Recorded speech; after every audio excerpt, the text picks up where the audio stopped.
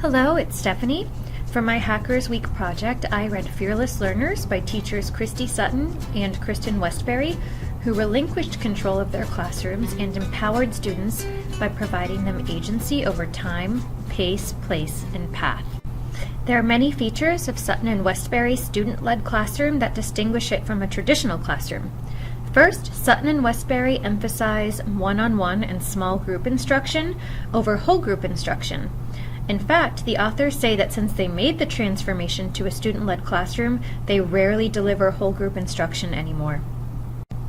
In a student-led classroom, there are a variety of learning activities happening simultaneously, as opposed to the traditional classroom in which students learn the same content at the same time and are often participating in the same activities. One of the more revolutionary changes that Sutton and Westbury implemented was the discontinuance of whole group testing. In recognition of the fact that students learn at varying paces, learners in Sutton and Westbury's classes take assessments when they can prove they're ready as measured by formative assessments. Student-led classrooms tend to have a lot of noise and movement, and it might look a bit like controlled chaos, in contrast to the teacher-led classroom where the instructor does most of the talking at the front of the room and students are expected to sit quietly and passively receive information. Finally, another hallmark of the student-led classroom is that mastering the content is important, but 21st century skills like communication, collaboration, critical thinking, and creativity are equally important. This is in contrast to a traditional classroom in which students' mastery of the content supersedes opportunities to cultivate these skills. The features of Sutton and Westbury student-led classrooms align very neatly with the concepts informing the blended learning movement, despite the fact that the teachers mention only having 4 computers in the classroom. Students are provided agency over pace as they access the content at unique paces, and the teachers promote mastery-based learning in which the students take assessments and move on only when they prove that they're ready. Additionally, students in Sutton and Westbury's class have voice and choice. They help craft the classroom newsletter, and they even maintain the classroom blog. They also have something called innovation time, during which they explore a topic that interests them. I realized as I read this book that a wealth of digital tools could help support a classroom of this design, removing constraints of time, pace, and place, and providing students choice and path. These teachers managed to create something that functioned like a blended classroom with very little technology, proving that blended learning is not about the tech, it's about the instruction. The benefits of a student-led classroom, as described by Sutton and Westbury, also sound very much like the benefits of blended instruction. Students have a sense of pride and responsibility in their learning, and the authors say they take that very seriously.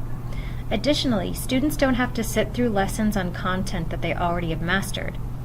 Classroom teachers are free to spend individual time with individual students and with small groups of students, and lessons are more conversational and two-way. Students master content before progressing, taking tests only when they're ready, and teachers are free to provide more one-on-one guidance. Finally, students are learning life skills. Sutton and Westbury say that drill and kill works. It works well for test taking.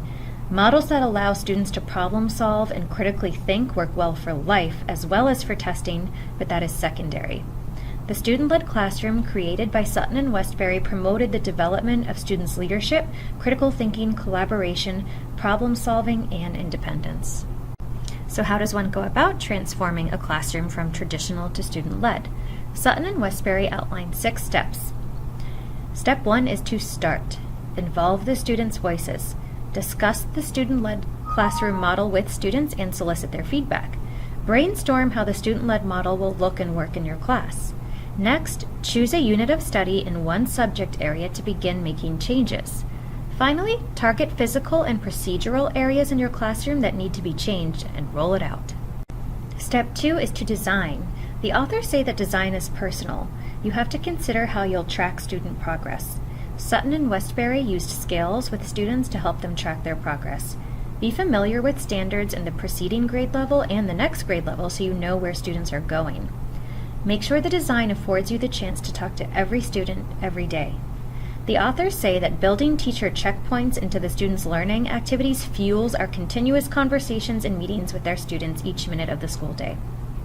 As previously mentioned, the teachers used a Level 4 scale, Level 3 representing mastery, while Level 4 is student-created with real-life application. Finally, your design should emphasize the ability to work in groups, and students should have voice and choice. Step 3 is to let go.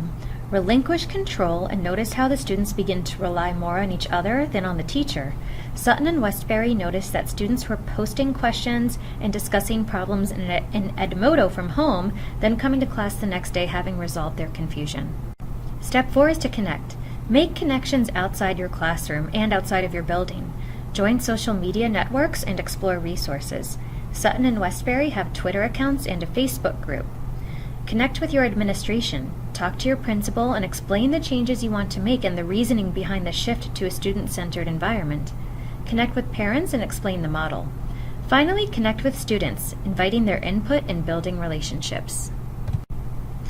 Step 5 is to fail. Failure is welcome and should be considered an opportunity to reflect on mistakes and grow and improve.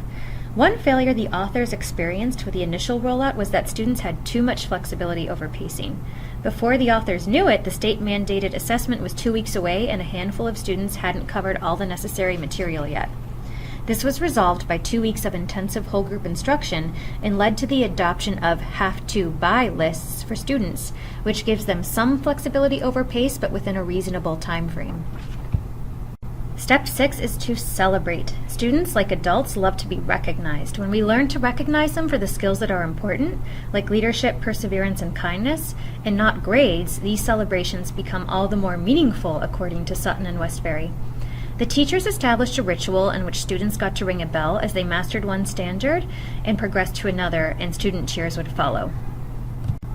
In summary, Sutton and Westbury are risk takers, and I'm grateful for a glimpse into the changes they made to personalize instruction for their students. I will definitely apply some of their philosophies and suggestions as I leverage technology to also promote a more student-centered culture at my school.